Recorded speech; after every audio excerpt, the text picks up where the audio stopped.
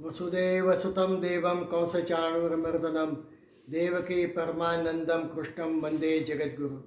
गुरु ब्रह्मा गुरु विष्णु गुरुदेवो महेश्वर, गुरु साक्षात् परब्रह्म तस्मै श्री गुरुवे नमः। स्थित प्रज्ञ के बारे में हम चर्चा कर रहे हैं। स्थित प्रज्ञ, ये श्रीमद् भगवद गीता ने इसके बारे में 18 श्लोक बताए हैं।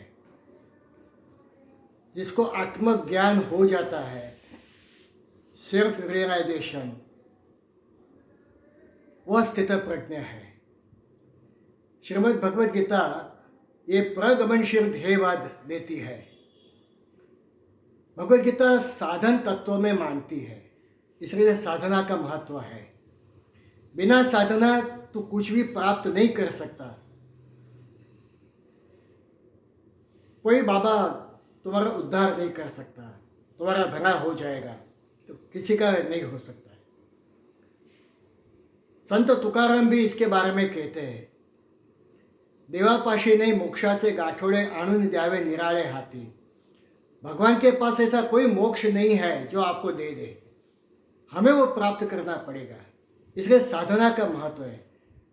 तो साधन, साधना, साध्य और सिद्ध, ये चार बातें ये स्थित प्रज्ञ में हमें उसका अभ्यास करना है, जाननी है। जो स्थित प्रज्ञ है वो बाहर से एक अंदर से एक ऐसा नहीं है। जो राजकीय व्यक्तियों में हम देखते हैं कि बाहर से वो आनंदित हो या अंदर उनका पाप कुछ और होता है। स्थित प्रज्ञ विश्व में घूमता है, फिरता है, सबके साथ बातें करता है, पर उसका जो अंदर का जो भाव है वो निर्लिप्त है। यही उसकी बड़ी खासियत है। वो क्वाइटिस्टिक एसिस्टिक नहीं है, जिसको शांतिवादी यति कहते हैं। ऐसे नहीं, वो कर्मयोगी है। वो सतत कर्म करता है और कर्म के द्वारा वो उच्च पद को प्राप्त करता है। तो कर्मयोग पर श्रीमद् भगवद गीता बहुत भार देती है। गौतम बुद्ध और दूसरे विचारकों का कहना है कि वासनाओं के कारण व्यक्ति कर्म करता है।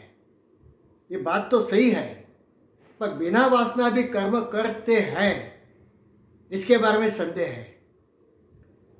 मैं भगवान का हथियार बन के कर्म करूं, भगवान की आज्ञातिका है, भगवान ने मुझे आज्ञा दी है, ये समझकर मैं करूं इस आज्ञा के अनुसार, तो वो मेरी भक्ति हो जाती है।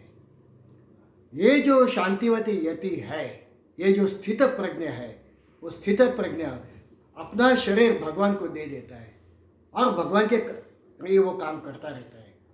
ऐसे उसकी बात है। उसको सुख दुख नहीं आता, ऐसी बात नहीं है। उसको सुख भी आता है, दुख भी आता है, पर दोनों में वो सम रहता है। ये उसकी विशेषता है। अब हम आगे बात करेंगे। हमने पिछले भाग में देखा कि स्थित प्रज्ञ उसने सब कामनाएं उसके खत्म कर दी है। प्रजहाति यदा कामा, दुखेशु उद्विग्न मना सुखेशु विगतस्पृह। उसे दुख से कोई उसको शोक नहीं होता है, उद्विग्न मन नहीं होता है। इसी तरीके से उसको सुख की कोई स्पृहा नहीं है। उसने अपने इंद्रियों को वश में रखा है। और हमने देखा कछुए का उदाहरण जो देखा, यदा संवर्धे चायम कुर्मो अंगानिव सरस, उसी तरीके से उसने सब इंद्रियों को उसको वश में करके रखा है। और उसको परम दृष्टा हो गया है। इसी कारण विषयाभिनिवर्तने निराहारस्य देहिना, जो निराहारी है उसकी विषय, उसके जो इंद्रियां हैं वो निवृत्त हो जाती है। वो कुछ समय के लिए वो निवृत्त होती है, पर जिसने परम दृष्टवा उस ब्रह्म तत्व को जो जाना है, उसके अनुभूति की है, उसको विषयों में कोई रस नहीं रहता है। तो विषय भी निवर्तनते, इसके विषय जो होते हैं उसकी इंद्रियां निवृत्त हो जाती है। अब जिसकी इंद्रिय निवृत्त नहीं होती है, जिसको परम दृष्टा नहीं हुआ है, जिसको परमात्मा का ज्ञान नहीं हुआ है, उसकी क्या स्थिति होती है ये भी हमने देखा। यततो अपि कौन्तेय पुरुष विपश्चित इंद्रियाणि प्रमाथीनि हरन्ति प्रसव मना। उनका जो मन है वो इंद्रियां खींच के जाती है और उनसे कुछ ऐसी बातें हो जाती है जो समाज को मान्य नहीं है। अब हम आगे की बात करते हैं। भगवान कहते हैं तानी सर्वाणी संयम युक्त आसित मत्पर वशे ही यस्येन्द्रियाणि तस्य प्रज्ञा प्रतिष्ठिता। तानी सर्वाणी संयम्य, जिसने सभी इंद्रियों पर संयम पाया हुआ है और युक्त आसित मत्पर, जो युक्त हो गया, युक्त का अर्थ है जोड़ना, जो भगवान के साथ जुड़ गया है।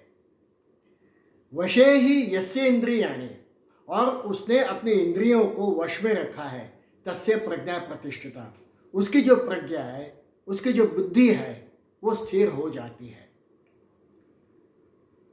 तानि सर्वाणि संयम में, संयम करना है, इंद्रिय को मारना नहीं, उसका दमन नहीं करना है, उसको संयमित करना है। यह संयमित कैसे होगा, यहाँ पे स्टेजेस भगवान ने बताया है। ये स्टेजेस ऐसे हैं कि युक्त आसित मत्परः, जो भगवान के साथ जुड़ गया है, भगवान के साथ जिसका संबंध है। हमने दूसरे अध्याय के प्रारंभ में देखा, मात्रा स्पर्शास्तु कौन्तेय शीतोष्ण सुख दुःखदा आगमा अपायनो अनित्या तान तितिक्षस्व भारत। ये जो इंद्रियां है, ये जो विषय है, वो हंगामी है, कुछ समय के लिए वो सुख देते हैं, बाद में वो दुख देते हैं। आगमा अपायनो अनित्या, ये अनित्य सुख है, उसकी शुरुआत होती है, बाद में उसका अंत भी हो जाता है। तो इसी वास्ते ये जो पंडित होते हैं, जो बुद्धिमान होते हैं, वो विषयों के पीछे पागल नहीं होते। तो ये जो जानता है कि ये जो इंद्रियों का सुख है, ये विषयों का सुख है, वो हंगामी है, वो कायमी नहीं है, और वो भगवान के साथ जुड़ जाता है, युक्त आसित उसका हो जाता है, और मत पर सिर्फ भगवान के लिए वो काम करता है। भगवान का काम करना है ना क्या, ये समग्र जो विश्व है, ये जितने भी भूत है, जितना ये पर्यावरण है, सब उसके लिए काम करना, यानी भगवान का काम करना है। तो ये जो स्थित प्रज्ञा है वो भगवान के साथ जुड़ जाता है, उसका संबंध भगवान के साथ है, भगवत तत्व के साथ है। वशे ही यसेन्द्रियाणि, और उसकी जो इंद्रिय है उसके वश में आती है। यदि इंद्रिय वश में नहीं होगी, यदि मन वश में नहीं होगा, तो असंख्य उसकी शाखाएं हो जाती है। और ये भी हमने देखा, एक तरह श्लोक जो है, व्यवसायत्मक बुद्धि एके ही कुरुनंदन बहुशाखा यदंतश्च बुद्धियो अव्यवसायिना। जिसकी बुद्धि व्यवसायित्मक नहीं होती, एक निश्चय नहीं होता है, असंख्य उसको विचार आते रहे, असंख्य उसके वासनाएं हैं, तो उसकी जो शक्ति है ना, वो डिवाइड हो जाती है। इसलिए बहुत कामनाएं नहीं रखनी, एक चीज़, और वो है परमात्मा तत्व, वही व्यवसायित्मक बुद्धि है। तो ये जो स्थित प्रज्ञा है वो अपने मन को, अपने इंद्रियों को, अपने विषयों को वो केंद्रित करके उस पर उसका वश हो जाता है, क्योंकि वो भगवान के साथ जुड़ जाता है। ये जो बात भगवान ने कही, इससे उसकी जो विषय के पीछे जो मनुष्य पागल हो जाता है और उसकी जो दशा हो जाती है, इसके बारे में भगवान ने कहा कि तू मेरे साथ जुड़ जा। भगवान ने 12वें अध्याय में भी इसके बारे में काफ़ी बातचीत की कि मेरा उत्तम भक्त कौन है। तो यही बातें भी भगवान ने कही, मय्येव मन आधस्व मैं बुद्धिम निवेश्य निवसिष्यति मय्येव अतः हृदयो न संशय। मय्येव मन आधस्व, मेरे में तू अपने मन को स्थिर कर, उसको खोड़ दे, तू इंसर्ट इट एकदम फर्म होके। हमारा जो मन है वो भगवान पर केंद्रित करना है। मय्येव मन आधस्व मैं बुद्धिम निवेश्य, मेरे में तेरी बुद्धि को उसको निवेश कर दे। ये जो बात कही वो ये स्थित प्रज्ञा करता है। अब यदि नहीं करता है तो उसकी क्या स्थिति होती है, ये अब हम देखें। ये अति भयानक श्लोक भगवान ने बताया है।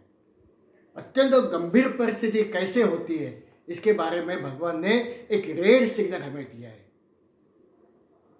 बहुत महत्व का है। और हम जो प्रैक्टिकल एस्पेक्ट जो भगवत गीता के बारे में उसकी जो बातें करते हैं, ये प्रैक्टिकल एस्पेक्ट है। ध्यायतो विषयान् पुंसः संगः तेषुपजायते संगात् संजायते काम कामात् क्रोधो विजायते क्रोधात् भवति सम्मोहः सम्मोहात् स्मृतिविभ्रमः स्मृतिभ्रंशात् बुद्धिनाशो बुद्धिनाशात् प्रणश्यति।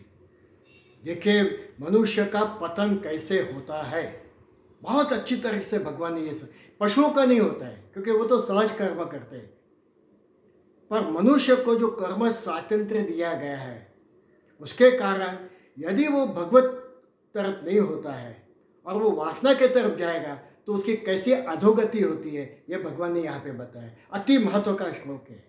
हम उसका भावार्थ शब्दार्थ करेंगे। ध्यायतो विषयान् पुंसः, when man thinks on sense object, जब वो सतत विषयों के बारे में सोचता है। ध्यायतो विषयान् संगः तेषु उपजायते, attachment springs up between he and them, उसको उस विषय के तरफ अटैचमेंट हो जाता है, उसका संबंध हो जाता है। संगात संजायते काम, और ये संग में से उसके कामनाएं बढ़ जाती है। कामात् क्रोधो भी जायते, और यदि कामना पूरी नहीं हुई तो क्रोध आ जाता है। क्रोधात् भवति सम्मोह, क्रोध से सम्मोहन हो जाता है। सम्मोहन का अर्थ है विभ्रमता, कंफ्यूजन। क्रोधात् भवति सम्मोह, सम्मोहात् स्मृति विभ्रमः, और ये उसका सम्मोहन के कारण उसकी जो स्मृति होती है वो स्मृति अदृश्य हो जाती है, स्मृति का नाश हो जाता है। स्मृति भ्रंशात् बुद्धि नाश हो, और जो स्मृति जाती है तो उसका बुद्धि का भी नाश होता है। बुद्धि नाशात् प्रणश्यति, और बुद्धि सर्वस्व का नाश कर देता है। बहुत बहुत महत्व का श्लोक है, इसको बहुत अच्छी तरीके से हमें समझना होगा। मनुष्य का पतन क्यों है, आज हम समाज में देखते हैं क्यों इतनी भयानक परिस्थिति आ गई है। हर रोज अखबार में देखें, हम टीवी पर देखें, ऐसे भयानक घटनाएं बनती, क्या ये इसका कारण है। ध्यायतो विषयान् पुंसः, अब इसका हम भावार्थ करके उसका हम तत्वार्थ देखेंगे।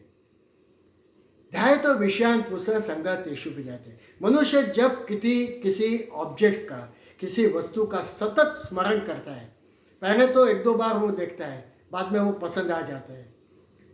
यहाँ जो उदाहरण है बहुत अच्छा उदाहरण देना पड़ेगा, स्पष्टता देनी पड़ेगी, और वो है मनुष्य जब, पुरुष जब स्त्री को देखता है तो शुरू में तो वो स्त्री को देखता है, बाद में उस स्त्री पर वो मोहित हो जाता है।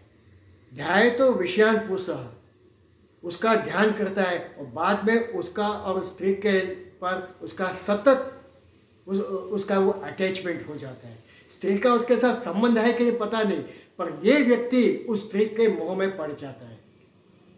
ध्यायतो विषयान् पुंसः संगः तेषु उपजायते, attachment springs between he and the object, और फिर उसकी कामनाएं बढ़ती है। संगात् संजायते काम, वो संग के कारण, वो अटैचमेंट के कारण उसको वो स्त्री को प्राप्त करने की उसको इच्छा हो जाती है। वो स्त्री के बारे में भी ऐसे होता है, वो पुरुष के बारे में सोचता है। कितनी भी गंदी स्त्री हो, कितना भी गरीब पुरुष हो, उसमें कुछ भी सामर्थ्य न हो, तो भी स्त्री उसके प्रेम में पड़ जाती है। संगात् संजायते काम, और फिर उसके कामनाएं बढ़ जाती है, काम उसका बढ़ जाता है और वो प्राप्त करने का प्रयत्न करता है। संगात् संजायते काम, कामात् क्रोधो भी जायते, यदि वो कामना उसकी सफल हो गई तो उसका दिन प्रतिदिन उसके बारे में उसका क्रोध बढ़ता जाता है, और चाहिए और चाहिए और चाहिए। वो सतत उसके बारे में सोचता है, उसको प्राप्त करने का प्रयत्न करता है, बार बार उसको फ़ोन करेगा, बार बार उसके साथ मीटिंग करने की कोशिश करेगा। सामने से प्रतिभा है या नहीं है तो भी इसकी कामना इतनी बढ़ जाती है कि वो स्त्री के पीछे पागल हो जाता है, वो पुरुष के पीछे वो पागल हो जाती है। सतत उसका स्मरण करता है, जितना स्मरण करेगा उतना उसका अटैचमेंट बढ़ता जाएगा, जितना अटैचमेंट बढ़ेगा उतनी कामनाएं बढ़ जाती है, जितनी कामनाएं बढ़ जाती इतना उसको प्राप्त करने का उसकी इच्छा बढ़ती जाती है। संगात् संजायते काम, कामात् क्रोधो भी जायते, यदि वो कामना उसकी सफल नहीं हुई तो फिर उसका परिणाम क्रोध में हो जाता है, वो अत्यंत क्रोधित होता है। कई बार ऐसे होता है, क्यों क्रोधित होते हैं, क्यों नवयौवन क्रोधित होते हैं, क्यों बड़े बड़े अफसर भी क्रोधित हो जाते हैं, क्योंकि उनकी कामना होती है कि ये स्त्री मुझे मुझे उसका उपभोग करना है, मेरे साथ उसकी दोस्ती बढ़ानी है, और वो यदि नहीं मानेगी तो उसका क्रोध बढ़ जाता है। क्रोध, ये जो कामनाओं में जब विघ्न आ जाता है तो क्रोध बढ़ता है। क्रोधात् भवति सम्मोह, और जब क्रोध बढ़ जाएगा तो उसका समोन, उसको कन्फ्यूजन हो जाता है, मैं क्या करूं, मैं ये करूं या वो करूं। वो उसका निश्चय नहीं कर सकता है। क्रोधात् भवति सम्मोह, सम्मोहा स्मृति विभ्रमा, और उस सम्मोहन के कारण, उस कन्फ्यूजन के कारण सम्मोहा स्मृति, उसकी स्मृति चली जाती है। मैं कौन हूँ, मैं कौन से पोजीशन का हूँ, मेरी उम्र क्या है, मेरा समाज कैसा है, मेरा कुटुंब कैसा है, मेरे साथ कौन कौन है, मुझे मेरे इस कृत्य के कारण मेरे संबंध बिगड़ जाएंगे, मेरा नाश होगा, ये सब की उसको विस्मृति हो जाती है। स्मृति भ्रंशात् बुद्धि नाशो, और ये स्मृति जो होती है उसके कारण उसका बुद्धि का नाश हो जाता है। वो समझ नहीं सकता बुद्धि क्या करती है। मन और बुद्धि में फर्क ये है, मन से इच्छाएं होती है, पर बुद्धि से क्या अच्छा है क्या बुरा है, ये जो विवेक दृष्टि है वो विवेक दृष्टि का नाश हो जाता है। बुद्धि का नाश होना यानी उसकी जो विवेक दृष्टि है, अच्छा क्या है बुरा है, वो कुछ दिखता नहीं है। वो उसके पीछे इतना पड़ जाता है, बस किसी भी तरीके से उसको प्राप्त करना है। ये जो परिस्थिति आती है, स्मृति भ्रंशात् बुद्धि नाशो, बुद्धि नाशात् प्रणश्यति, और ये बुद्धि नाश होने के कारण वो ऐसे कृत्य कर बैठता है कि उसका सर्वस्व नाश होता है। कुटुंब के कुटुंब उजड़ जाते हैं, समाज में उसका एक प्रतिष्ठा रहती नहीं है, कई सारे ऐसी घटनाएं बढ़ जाती है जो नहीं होनी चाहिए। सम्मोहन बहुत चार कारण होता है। एक तो कामना से होता है, क्रोध से होता है, लोभ से होता है और मोह से होता है। ये चारों के कारण सम्मोहन हो जाता है। जब कामना के कारण होता है तो उसकी जो बुद्धि है, व्यवसायत्मक बुद्धि, उसका नाश होता है। उसको समझ में नहीं आता क्या करना चाहिए क्या नहीं करना चाहिए। क्या नहीं करना चाहिए प्रमुख है। उसी समय उसको इस वासना को रोकना पड़ेगा तो उसमें से छूट सकता है। पर ये स्टेप बाय स्टेप भगवान ने जो बताया वो ऐसे उसमें खींचा जाता है, ऐसे खींचा जाता है, और आहिस्ता आहिस्ता उसका पतन हो जाता है। तो कामनाओं के कारण उसकी बुद्धि का नाश हो जाता है। क्रोध के कारण वो जो नहीं करना है वो कर बैठता है। हम देखते हैं एसिड फेंकना है, उस स्त्री को उसके मुंह पर एसिड फेंकना है, उसको मारना है, उसका अपहरण करना है, बलात्कार करना है, उसको किडनैपिंग करना है। क्यों ये घटनाएं बनती है? ये इसके कारण है कि कामना इतनी बढ़ गई है। ऐसा है कि जीव के इस बाजू परमात्मा है और इस बाजू विषय और इंद्रियां हैं। ध्यान तो कहीं तो जाएगा। यदि परमात्मा की तरफ ध्यान नहीं गया तो विषय की तरफ जाएगा। यदि परमात्मा की तरफ ध्यान जाएगा तो विषय की तरफ नहीं जाएगा। जब हम मंदिर में जाते हैं, सामने भगवान की मूर्ति है, तो क्यों हमारी कामनाएं अच्छी रहती है? क्यों हम दूसरी तरफ देखते नहीं? कोई भी स्त्री है हम उसकी तरफ देखते नहीं, क्योंकि वो देखता है मुझे, वो भगवान देखता है। मेरे अंदर जो भगवान तत्व है, जो भगवत तत्व है, सतत मुझे देखता है। ये अनुभूति, यही युक्त आसित मत पर है। ये जो कामनाएं है उसके कारण उसकी व्यवसायत्मक बुद्धि का नाश होता है। क्रोध के कारण वो जो नहीं करना है वो कर बैठता है। जैसे हम देखते हैं कि परशुराम ने अपनी माँ का उसका शिरच्छेद किया है।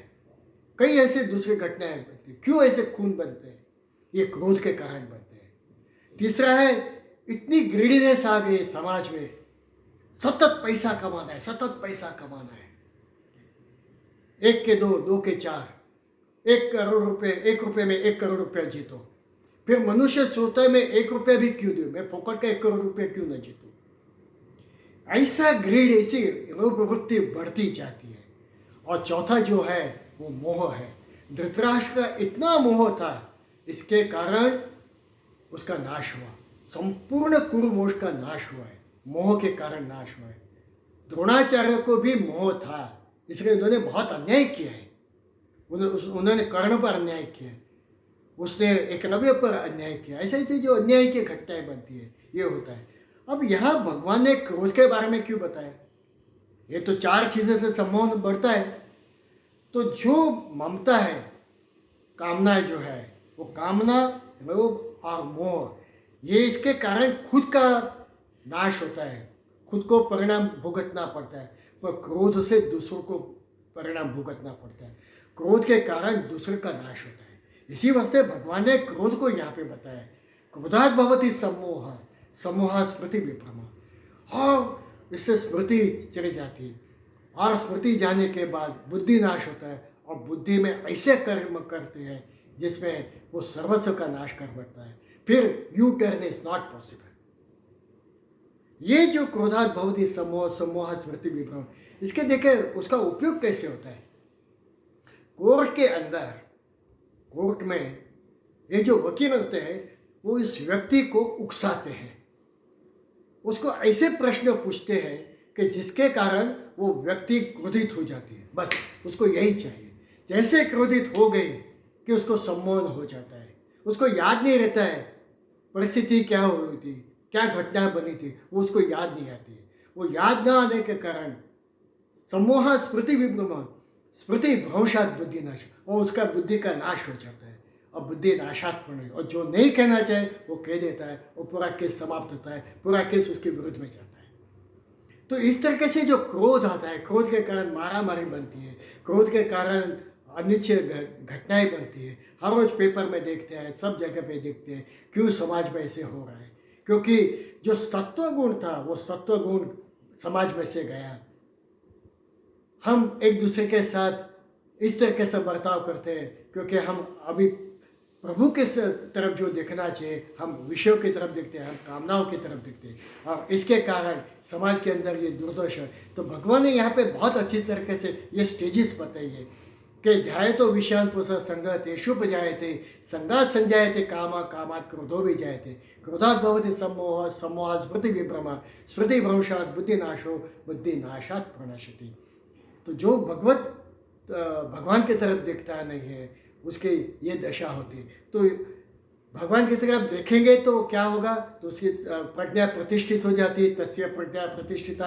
आगे के श्लोक में कहा, यहाँ पे भगवान ने कहा कि जो मुझे नहीं देखता है, जो मेरी तरफ नहीं देखता है, जो सर्व जगह पे भगवान को देखता नहीं है, वो कामनाओं के पीछे इतना पड़ा रहता है, विषय उसका मन का हरण कर देती है और उसका बुद्धि नाश हो जाता है। तो ये एक पूरी स्टेज बताई। अब ऐसे ये पूरी स्टेजेस तो बताई, उसमें थोड़ा समय जाता है, परंतु जब घटना बनती है ना तो कुछ सेकंड में बन जाती है। एकदम हम क्रोधित हो जाते हैं और फिर मारामारी करते हैं, एक दूसरे पर अत्याचार करते हैं, ये घटनाएं बनती है। तो ये बनने में तो देरी नहीं लगती। तो भगवान कहते हैं कि आप इसको समझो, इस कामना को, जैसे किसी विषय पर हम मोहित हो गए तो उसी समय इसको रोकना है, नहीं तो आहिस्ता आहिस्ता उस कामना में से कैसे होगा इसका पूरा वर्णन किया है। अब ऐसा नहीं कि सिर्फ स्त्री पुरुष के संबंध का है, कई ऐसी चीज़ें जैसे मान प्रतिष्ठा है, उसमें भी हमारी कामनाएं होती है। और मैं समझता हूँ कि मैं आज जाऊँगा, वहाँ सब खड़े हो जाएंगे, कहेंगे आ जाओ आ जाओ, आप आ गए, बहुत अच्छा हुआ, आपके कारण शोभा में अभिवृद्धि हुई, ये मेरी कामनाएं होती है। और जब मैं जाता हूँ कोई खड़ा रहता नहीं, कोई मुझे मेरा सत्कार नहीं करता, तो मुझे क्रोध आ जाता है और मैं कहता हूँ मुझे इस समाज में फिर से जाना नहीं है, और फिर कई सारी ऐसी बातें होती रहती हैं। इसी तरीके से हम कई वस्तु में इतने पागल हो जाते हैं। आज का उदाहरण देखें तो हम मोबाइल के पीछे इतने पागल हो, इतना हमारा ध्यान उस मोबाइल में रहता है कि उसके जितने भी एप्लीकेशन सतत हम उसमें देखते हैं। रात को नींद उड़ जाती है और हम मोबाइल देखते हैं, उसके जितनी भी अंदर एप्लीकेशंस होते हैं उसमें हम इतने अंदर घुस जाते हैं, बाहर नहीं। और यदि कोई इसका हमारा ध्यान खींचे, बताए कि आप क्या बार बार मोबाइल देखते हैं, बंद कर दो, हमें गुस्सा आता है और झगड़े कर बैठते हैं। कुटुंब के अंदर पति पत्नी बेटे सब अपने अपने मोबाइल के अंदर ही व्यस्त होते हैं, एक दूसरे के साथ बात नहीं करते। आज समाज क्यों टूट रहा है, आज कुटुंब क्यों टूट रहा है, ये समझ के कारण। तो भगवान ने बहुत ही अच्छी तरीके से यहाँ पे हमें बताया है कि इस वासनाओं को तुरंत ही रोको, और यदि वासनाओं को रोकेंगे तो क्या परिस्थिति होगी, तो कितना अच्छा होता है। ये भगवान अब आगे के बाद में, ये सब स्थित प्रज्ञ के बारे में। स्थित प्रज्ञ जो होता है वो किसी का स्मरण करता ही नहीं है, वो वासनाओं के पीछे जाता ही नहीं है, क्योंकि इंद्रियां उसके वश में होती है। वो भगवान के साथ होने के कारण वो सतत सोचता है कि भगवान मेरे साथ है। वो मेरे हर खाने में मेरे साथ वो बैठता है, वो मेरे वहाँ रहता है, वो मेरे हर कार्य में मुझे मदद करता है। He is not sleeping partner, he is my active partner. मैं यदि कुछ बुरा काम करता हूँ तो उसको दुख होता है। मैं सिगरेट पीता हूँ तो मेरा अंदर का राम है, उसको वेदनाएं होती है। मैं दारू पीता तो अंदर के राम जो है उसको वो पसंद नहीं है। यदि मैं ये समझूँ तो मैं वो विषयों से दूर जाऊँगा। बस ये बात अब भगवान कहते हैं, राग द्वेष वियुक्तेषु विषय इंद्रियश्चरन् आत्मवशे विधेयात्मा प्रसाद मध्य गच्छति।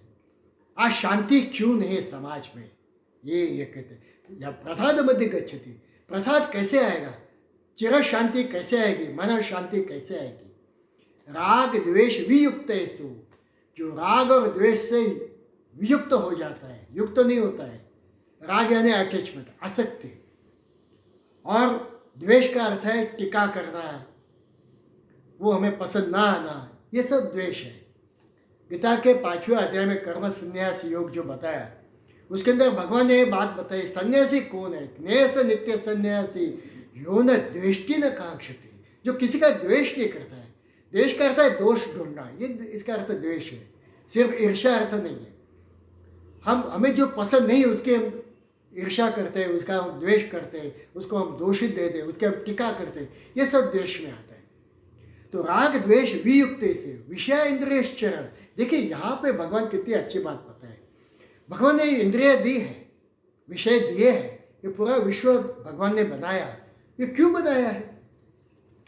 हम जब किसी वस्तु को देखते हैं तो आघात तो प्रत्याघात होने ही है। वो जो आघात प्रत्याघात होते हैं उसका मन पर उसकी असर होती है। ये जो स्थित प्रज्ञ होता है वो मन पर असर नहीं होने देता। विषय इंद्रियश्चरण, जो विषय दिए हैं, जो इंद्रिय है, उसका उपयोग करो ना, वो आपके वास्ते ही है। भगवान ने इसी वास्ते तो ये विश्व बनाया है। उसका सौंदर्य का उपभोग करो, अच्छी तरीके से उपभोग करो। जब हम पुष्प देखते हैं तो ये क्यों नहीं सोचते कि भगवान ने कितने अच्छी उसमें सुगंध रखी है, कितना अच्छा रूप दिया है। ये जो भावनाएं होनी चाहिए, तो ये है इंद्रियों और विषयों का सुख। विषय इंद्रियश्चरण, तो विषय इंद्रिय में वो रत रहता है और राग और द्वेष से विमुक्त हो जाता है। आत्मा वशे विधेय आत्मा, और जिसने अपने अंतःकरण को जीता है, प्रसाद मध्य गच्छति, उसको परम शांति, चिर शांति मिलती है। अब इसका हम भावार्थ और तत्वार्थ देखेंगे। राग द्वेष वियुक्त से कैसे करना है, आसक्ति और द्वेष में से कैसे मुक्त हो। एक मैं उदाहरण देता हूँ। अभी क्रिकेट की सीजन है, अभी मैचेस हो रहे हैं, विभिन्न टीम है, कुछ शहरों के नाम पर टीम है, कुछ राज्यों के नाम पर टीम है।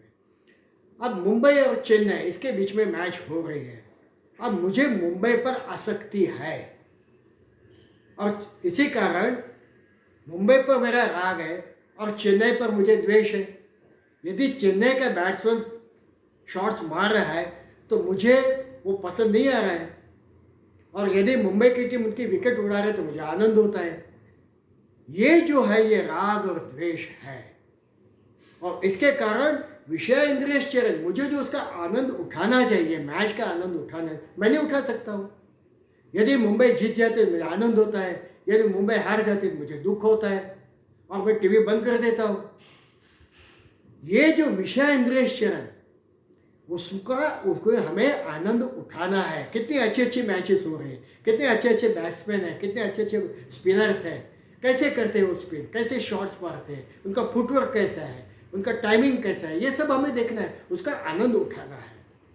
और ये जो बड़े बड़े क्रिकेटर, जो कमेंटेटर्स होते हैं, वो देखो वो राग और द्वेष से मुक्त होकर वो आनंद उठाते हैं, और वो दोनों टीमों का जो उसके अच्छे पॉइंट्स है और जो उनके बुरे पॉइंट्स है, वो दोनों के बारे में वो उसका समालोचन करते हैं, उसके बारे में बताते हैं, इन्होंने ये अच्छा किया, ये ठीक नहीं किया, ये ऐसा करते तो ऐसा हो जाता है। वो पूरा विषयों का आनंद उठाते हैं। आत्मा वशे विधेय आत्मा, जिन्होंने अपना अंतःकरण जीता है, जिसका अंतःकरण अपने वश में है। कैसा अंतःकरण वश में आएगा, ये समझना है कि वो मेरे साथ है। एक चर्च था, उस चर्च में एक धोबन हर रोज जाती थी। बेचारी गरीब थी, वो ऐसे दरवाजे पर बैठी रहती थी। उस चर्च में सभी विद्वान आते थे, टाई सूट पहन के आते थे। वो पादरी का भाषण सुनते थे। पादरी बहुत उच्च तत्व ज्ञान उनको बता रहा था। वो हर रोज आते थे।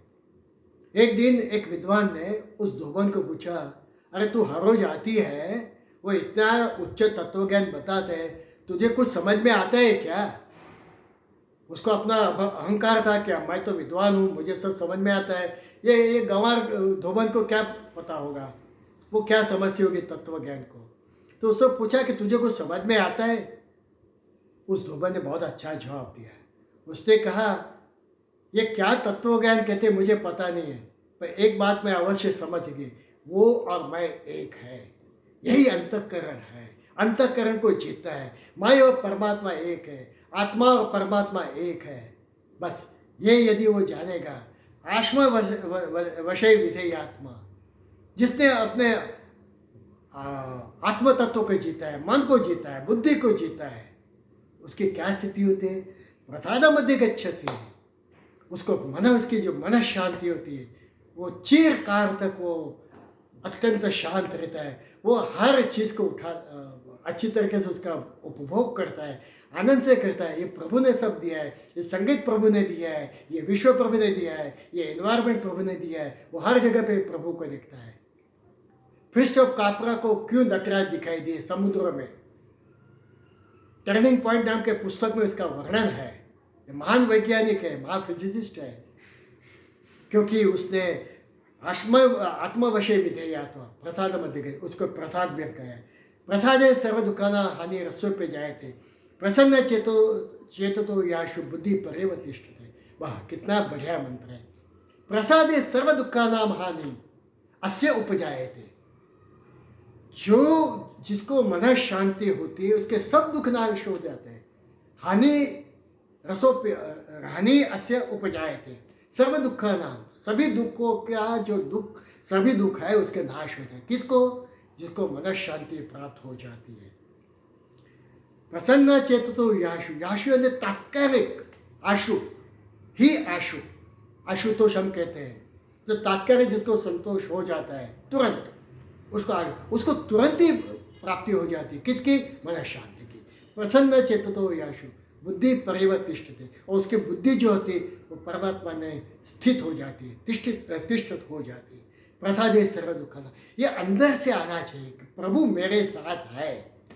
और वो जो चिंतन करता है, जैसे हम योगासन करते हैं और योग में हम ध्यान करते हैं 10 मिनट 15 मिनट, हमारा ध्यान उस भगवत तत्व में जाएगा तो मुंह पर एक प्रसन्नता आ जाती है, एक शांति आ जाती है, एक स्मित आ जाता है। बस वो प्रसाद है। प्रसाद का अर्थ ये नहीं कि मंदिर के बाहर जो पदार्थ दी जो वो प्रसाद है। प्रसाद का अर्थ ये है जो हमें अत्यंत आनंदित करता है, वो प्रसाद है। प्रसाद है सर्व दुखा नाम हानि। एक बार वो जो प्रसाद हो गया, एक बार वो अनुभूति हो गई, भगवान की आरती होती है और हम भगवान को देखते हैं, हम उस देवी को देखते हैं, हम उस बाल कृष्ण को देखते हैं। उस मूर्ति पे जब आरती घूमती है और उसका वो तेज देखने के बाद मन में जो प्रसन्नता आ जाती है, वो प्रसाद है, वो शांति है। प्रसाद है सर्व दुखाना। एक नट था पेरिस में, सबको बहुत हंसाता था, तो सब उस थिएटर में जाते थे। एक बार ये नट एक साइकेट्रिस्ट के पास गया, मनोवैज्ञानिक के पास गया, और उसने उसको कहा कि मुझे मन शांति नहीं है, मैं क्या करूं? उस डॉक्टर ने कहा ऐसे करो, ये थिएटर में एक नट है, एक कॉमेडियन है, वो बहुत हंसाता है, आप वहाँ जाओ, मन शांति मिलेगी। उस नट ने कहा, महाशय मैं वही नट हूँ, मैं वही नट हूँ, मैं सबको हंसाता हूँ, मुझे शांति नहीं है। और ये जो प्रसिद्ध जो चारवें चाकवन है, उसका स्टेटमेंट पढ़ो, कैसे मन शांति आएगी। उन्होंने बहुत अच्छी अच्छी बातें उस कही है। मन शांति ये कोई बाहर की चीज़ नहीं है। जैसे रोते ही वो विकार है, वैसे हंसना भी एक विकार है। अंदर से स्फुरण होना चाहिए, और अंदर से स्फुरण तब होगा जब मैं परमात्मा में एक हो जाऊंगा। जब मुझे परमात्मा में जब मेरा मन स्थित हो जाएगा, उसी समय प्रसादे सर्व दुखाना, मुझे मन शांति प्राप्त हो जाए। और मन शांति क्यों नहीं होती है? फिर से भगवान की देखिए, ये भगवत गीता में भगवान ने जो श्लोक बताए उसको उन्हें व्यतिरेक तरीके से भी बताया है। जैसे हम कहते हैं तू वहाँ मत जा, इसका अर्थ तू यहाँ रहे, तो तू यहाँ रहे उसको हम दूसरे तरीके से कहते हैं तू वहाँ मत जा। उसी तरीके से भगवान ने अन्वय और व्यतिरेक दोनों तरीके से बताया। अब यहाँ पे भगवान व्यतिरेक की दृष्टि से बताते हैं कि नास्तिर बुद्धि युक्त से ना चा युक्त से भावना न चा भावयादा शांति अशांत से कुतः सुखम।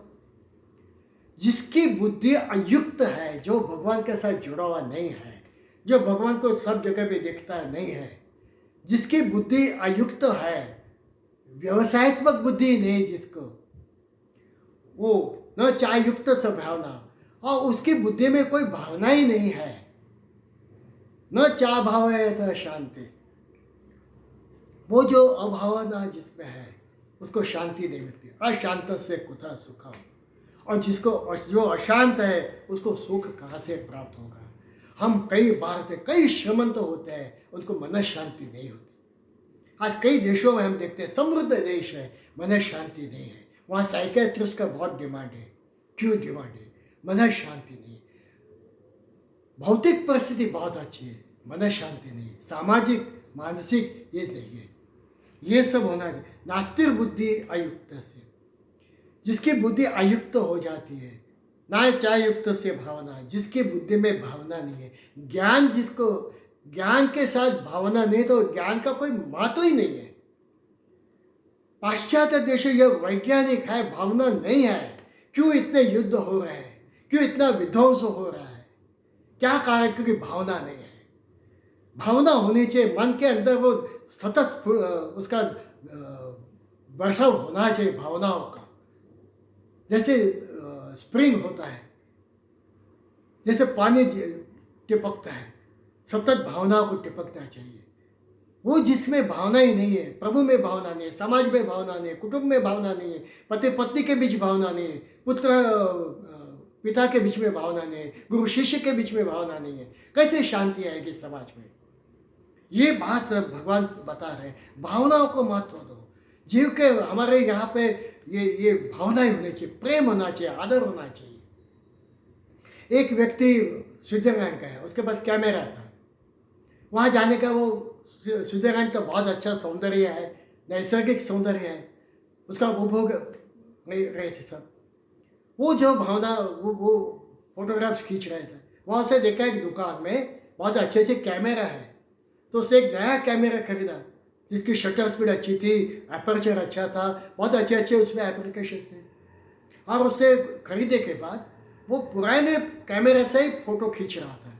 तो उसके दोस्त ने पूछा, अरे भैया इतना सौंदर्य यहाँ पे, इतनी सुंदरता है, आप ये पुराने कैमरे से क्यों ये इसके फ़ोटो खींच रहे हैं, नए कैमरे से क्यों खींचते नहीं, वो और अधिक अच्छे आएंगे।